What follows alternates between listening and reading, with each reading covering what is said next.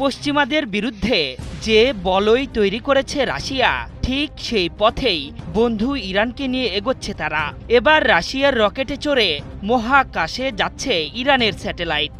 শত্রুর উপর নজরদারির ক্ষেত্রে ইরানের এই স্যাটেলাইট রাখবে গুরুত্বপূর্ণ ভূমিকা। পশ্চিমা নিষেধাজ্ঞার বেড়াজালে মহাকাশ প্রযুক্তিতে বড় চ্যালেঞ্জ মোকাবিলা করতে হয়েছে ইরানকে। প্রযুক্তিগতভাবে ধাক্কা দিতেই এসব ফাঁদ পেতেছিল তারা। তবে রাশিয়ার সঙ্গে হাত মিলিয়ে সেসব নিষেধাজ্ঞার ফাঁক গলে মহাকাশে ঠিকই জায়গা করে নিয়েছে ইসলামী প্রজাতন্ত্রটি।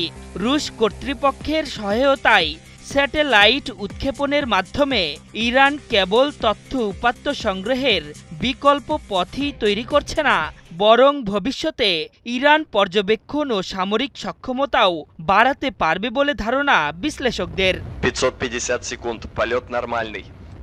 শুক্রবার রাশিয়ার ঐতিহ্যবাহী সোয়ুজ রকেটের মাধ্যমে মহাকাশে নিজস্ব উপগ্রহ উৎক্ষেপণ করতে যাচ্ছে ইরান। রাশিয়ার পূর্বাঞ্চলীয় ভোস্তোচনি কসমোড্রোম থেকে মহাকাশ অভিযানের অংশ হিসেবে এই উপগ্রহটি পাঠাতে যাচ্ছে দেশটি। ইরানি সময় সকাল 9টা 54 রকেটটি উৎক্ষেপণের পরিকল্পনা রয়েছে। সব ঠিক থাকলে এই সোয়ুজ রকেটটি লঞ্চ প্যাড 1S থেকে একাধিক দেশের মোট 20টি স্যাটেলাইট বহন করবে, যার মধ্যে একটি ইরানের উপগ্রহও রয়েছে।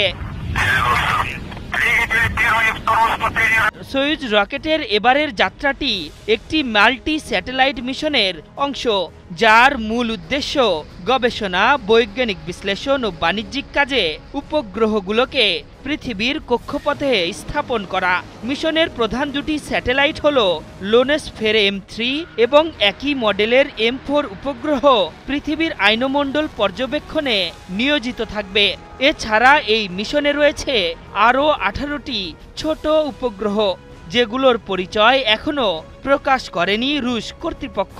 তবে ইরানের স্পেস এজেন্সি এবং ইরানি স্পেস রিসার্চ সেন্টারের লোগোগুলো রাশিয়ান রকেটটিতে স্থান পেয়েছে।